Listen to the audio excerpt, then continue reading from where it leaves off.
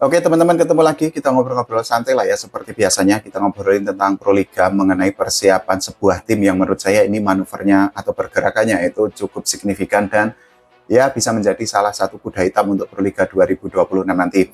Kita akan membahas mengenai Sumut Falcon yang kita ketahui ini kan merupakan tim pindahan di musim kemarin di Proliga 2025. Sumut Falcon itu kan memiliki nama Jogja Falcon.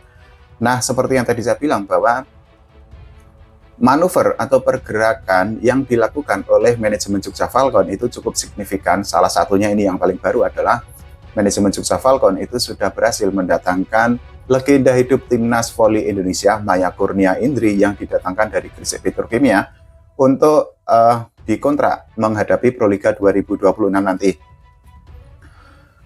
Kalau kita bicara tentang Maya Kurnia Indri, ya sudah lah ya, pengalamannya itu kan sangat panjang, kemampuannya juga tidak perlu diragukan lagi, menjadi langganan timnas Indonesia dan pernah membela beberapa klub di Proliga di tahun-tahun sebelumnya. Dengan semua atribut itu ya kita bisa menganggap bahwa Maya Kurnia Indri itu kan bisa disebut sebagai salah satu middle blocker terbaik di Indonesia.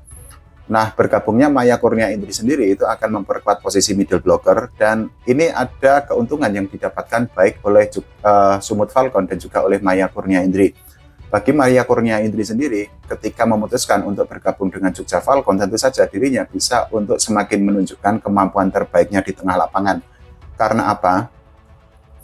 Di Proliga sebelumnya kan kita ketahui bahwa Maya Kurnia Indri itu kan menghadapi persaingan yang tidak mudah di Gresik Petrokimia karena di musim kemarin aja Gresik Petrokimia itu kan memiliki beberapa middle blocker yang memang sering bergantian bermain di tengah lapangan atau mereka itu sering mendapatkan kepercayaan dari pelatih untuk bermain di Proliga 2025. Salah satunya yang tidak bisa dilupakan itu adalah Rika Dwi Latri yang kita ketahui ini kan Rika Dwi Latri itu kan langganan timnas Indonesia. Selain itu kan juga masih ada pemain lain di posisi middle blocker seperti Dea Cahya Pitaloka dan juga ada Amelia Dwisari yang sama-sama menjadi kompetitor bagi Maya Kurnia Indri di Gresik Petrokimia musim lalu. Nah, bagi Sumut Falcon sendiri, bergabungnya Maya Kurnia Indri itu mendatangkan efek yang sangat positif sampai saat inilah ya kalau menurut saya. Karena apa? Ya Sumut Falcon itu kan membutuhkan pemain yang memang secara skill itu baik, secara pengalaman itu baik, dan juga secara jam terbang itu kan juga sangat tinggi. Karena kita ketahui bahwa di musim kemarin ketika masih mengusung nama Jogja Falcon, mereka itu kan menjadi bulan-bulanan tuh. Bahkan untuk mendapatkan satu set kemenangan aja, Jogja Falcon di Proliga 2025 kemarin itu kan sangat susah, sangat berdarah-darah, dan mereka itu kan menjadi bulan-bulanan tim lain.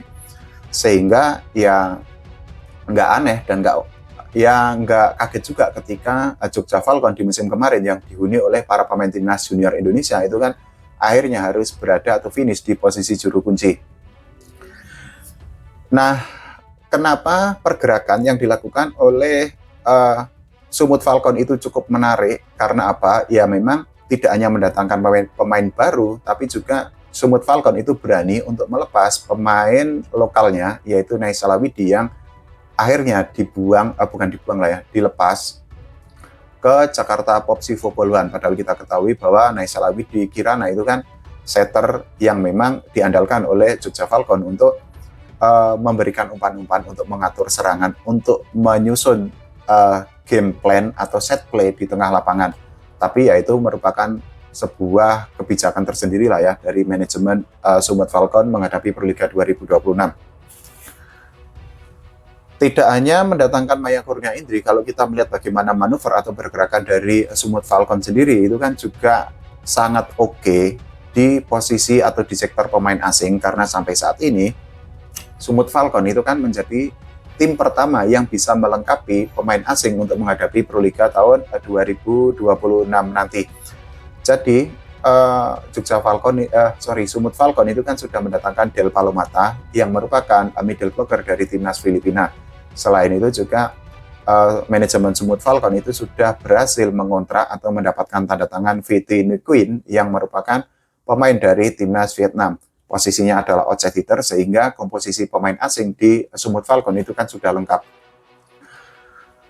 Bagi saya pribadi, mungkin banyak volley yang setuju atau tidak setuju, nggak apa-apa lah ya, kita diskusi sehat aja. Bergabungnya dua pemain asing itu, yang pertama adalah Delphi Almada, yang kedua adalah Fitini Queen, itu kan merupakan upgrade dibandingkan dengan Proliga 2025 kemarin. Karena apa? Kita ketahui bahwa di musim kemarin itu kan Jogja Falcon itu kan menggunakan dua pemain asing tuh. Yang pertama adalah Sabina Altinbekova, yang kedua adalah Ivi Maivila. Tapi dari dua pemain itu yang paling mengecewakan penampilannya itu kan Sabina Altinbekova tuh. Padahal ketika dirinya itu membela timnas di level junior saat itu kan para volley-mania, para fans volley Indonesia itu kan sangat berharap agar Altinbekova itu bisa bermain di Proliga, dan penantian panjang itu kan baru terwujud di Proliga 2025 kemarin tuh. Tapi ternyata hype atau viralnya nama Altinbekova di media sosial itu kan tidak sejalan atau tidak selaras dengan performa yang ditunjukkan oleh dirinya di tengah lapangan di Proliga 2025 kemarin. Bahkan menurut saya pribadi, penampilan dari Sabina Altinbekova itu kan masih kalah jika dibandingkan dengan hitter-hitter lokal lainnya. Dan ya akhirnya seperti kita ketahui bahwa pemain asing itu kan sebenarnya sangat diharapkan untuk menggendong tim, tapi ternyata Sabina Altinbekova dan juga Ivi Maivila itu kan tidak bisa untuk mengemban tanggung jawab itu, tidak bisa untuk menjawab tantangan itu, sehingga ya Jogja Falcon kita ketahui babak belur di Proliga 2025 kemarin. Nah, pertanyaan selanjutnya yang tidak kalah penting adalah dengan bergabungnya Maya Kurnia Indri, kemudian dengan dua pemain asing yang ini kualitasnya meskipun Asia Tenggara lah ya, kualitas mereka atau kemampuan mereka itu tidak bisa diragukan lagi. Bagaimana kira-kira peluang dari Sumut Falcon untuk minimal menembus babak final four? Sampai saat ini kan memang kalau kita petakan atau kita meraba-raba atau memprediksi mengenai tim-tim yang akan lolos ke final four itu kan mungkin sudah bisa mengerucut lah ya kalau kita merujuk atau mengacu kepada pergerakan yang mereka lakukan. Mungkin tim-tim seperti Jakarta Levin Mandiri, Jakarta Popsivo Poluan, kemudian Gresik Petrokimia, kemudian juga siapa lagi ya, Jakarta Electric PLN itu kan bisa disebut sebagai kandidat terkuat per hari ini untuk mendapatkan tiket ke babak final four Proliga 2026 nanti, syukur-syukur menjadi juara Proliga. Tapi bukan berarti bahwa Sumut Falcon itu peluangnya tertutup. Karena apa? Ya mereka itu kan sudah upgrade gila-gilaan tuh. Mereka sudah step up dari segi komposisi pemain, dan ada pemain-pemain lokal junior yang mungkin masih akan dipertahankan oleh manajemen dari Sumut Falcon sendiri, seperti Mahuse Pascalina Mahuse, kemudian juga Alifa Zahwa, dan juga Lintang Yulia yang kemungkinan besar akan dipertahankan. Nah, dengan perpaduan atau kombinasi antara pemain senior dan pemain junior itu kan bisa untuk meningkatkan kans atau probabilitas dari Sumut Falcon untuk ya minimal itu aja lolos ke babak final four. Tapi sekali lagi gini teman-teman, kan tidak semuanya itu akan bergantung kepada para pemain tuh, tapi juga akan bergantung kepada bagaimana racikan strategi yang akan diterapkan atau diberlakukan oleh pelatih. Nah, pertanyaannya adalah siapa pelatih yang akan melatih Sumut Falcon sendiri, karena sampai saat ini itu kan belum diumumkan secara resmi siapa sosok yang akan menjadi nahkoda bagi Maya Kurnia Indri dan kawan-kawan.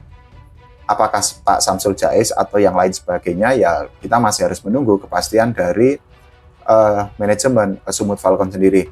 Tapi yang pasti oke lah pergerakan atau manuver dari Sumut Falcon, sehingga ya kita para volley-mania itu kan sangat senang ketika menjelang Proliga itu bursa transfer semakin seru, kemudian juga sudah ada deal atau sudah ada perpindahan resmi seorang pemain dari klub A menuju klub B, menuju klub C, dan lain sebagainya. Yang kita harapkan kan juga hal itu terjadi di sektor putra tuh, karena sampai saat ini sektor putra itu kan masih adem ayem, bahkan ya bisa dikatakan tidak ada pergerakan yang berarti untuk menghadapi Proliga 2026 nanti. Kalau menurut teman-teman semua bagaimana? Silahkan tulis di kolom komentar.